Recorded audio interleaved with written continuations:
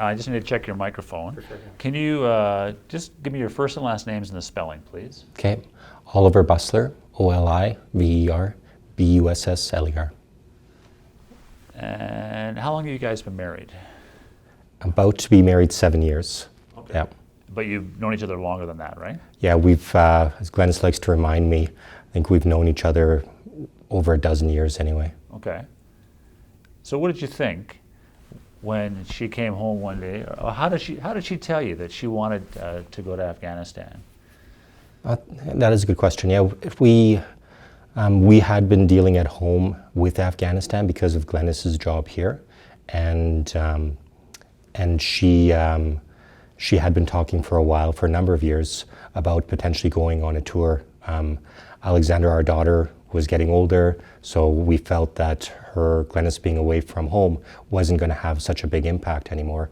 And when she first broached going on a tour, I recall she was talking about maybe going to Haiti. There's an earthquake in Haiti, and they were looking for people to help out with that. And I think that's where the conversation started. Was she said she wants to go overseas, and the talk was to go to Haiti.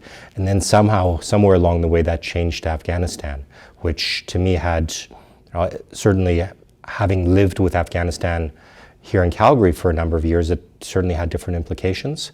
And we had a few conversations around why she wanted to go and what the impact would be on our family as a result. But we jointly made the decision as a family. I remember there's a few times where we sat around the kitchen table, the three of us, talking about it, and we supported Glenys, and we thought it was a good opportunity for her to go, for her to experience what she'd been living with here. And part of it as well was a lot of her colleagues had been, and so for her to be an effective leader, I think she needed to be able to identify with what was going on over there on a first-hand basis. So yeah, we were supportive. When she ended up going overseas, you don't realize like you have a functioning family unit, and then it changes. So Glenys is a big part of the family. She has a lot of the maternal responsibilities, and you don't realize that until the person is gone. So she would look after making sure Alexandra was going to all of her sports games, social outings, etc. And I always viewed my job as being a little less flexible. And then when Glenys left, it became, well, my job also has to be more flexible, and it became more flexible. And what it offered me the opportunity to do was to become closer to Alexandra, and which is great. That was a great opportunity while Glenys is away. And but yeah, there's certainly some tension, because the way I viewed it was that when she was over there, she was with a bunch of people that were all in a similar experience. They'd all moved away from home, they're all doing a different job, and there was a bunch of like-minded people where what she'd left behind was a family that was functioning and now was having to make change. I still had to go to work every day as before, except now there wasn't a wife when I came home, and there wasn't that person to watch TV on the couch with, have dinner with, etc. And it ended up being a long time. She was gone for 8 months, and 8 months ended up being quite a long time. So yeah, but looking back on it, I have no regrets about it. I think there's definitely more positives personally, like I said, about building the family relationship, building the relationship with Glenys, creating more appreciation of what she does around the house. And then I'm also very proud of her for what she did do overseas. I think that it was a great opportunity, and I think she did make a difference. Are you like me? Does it suck to be the person left at home? How do you feel about that? Like just in general? It does suck, yeah, for sure. There's definitely a military community that's here to support you when your spouse goes away. But it's interesting because I was a male spouse, and typically the majority of the spouses are female spouses. So it's a very different dynamic. So when the military community people call you up and they ask if you want to get together they've set up a coffee during the day for military spouses to hang out and talk about their husbands going overseas. Well, I'm in a different situation in that regard, so it doesn't quite fit for me.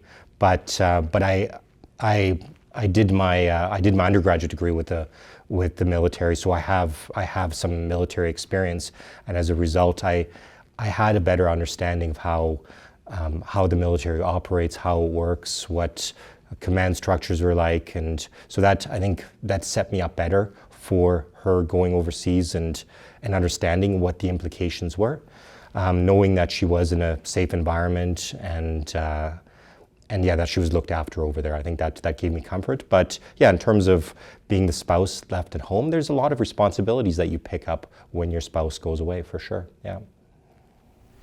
Anything else you want to say about that experience, maybe that period of your life? No, I think just in summary, I think it was a positive experience. Looking back on it, I'm very glad that she had the opportunity to go. I'm glad that she did go, and I'm very proud of what she was able to contribute through being an active member of the military, but also in this overseas deployment. So yeah, it makes me very proud. So what's it like this time with her going off to Kosovo next week? Yeah, it's come up again. This time it's only a 6-month tour, but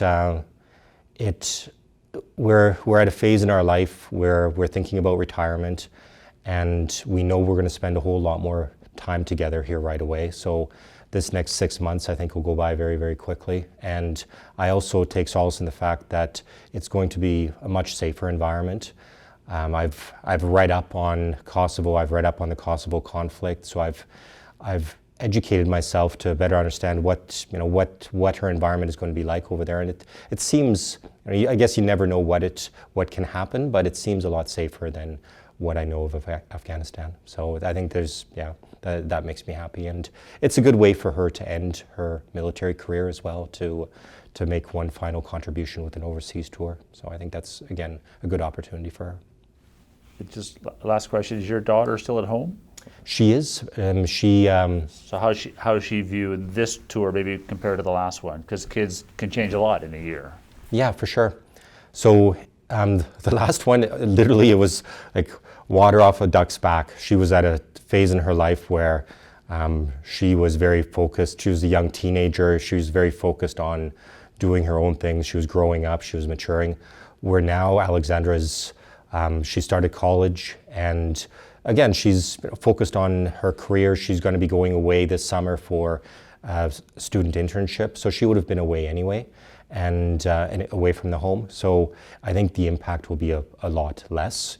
And as I said, that the last impact was pretty small as well. So now we're dealing with a young adult, one that is also focused on career, that was going to be moving out of the home. So so it aligns very well with that as well. So that's great. Thanks very much. Yeah. Oh yeah.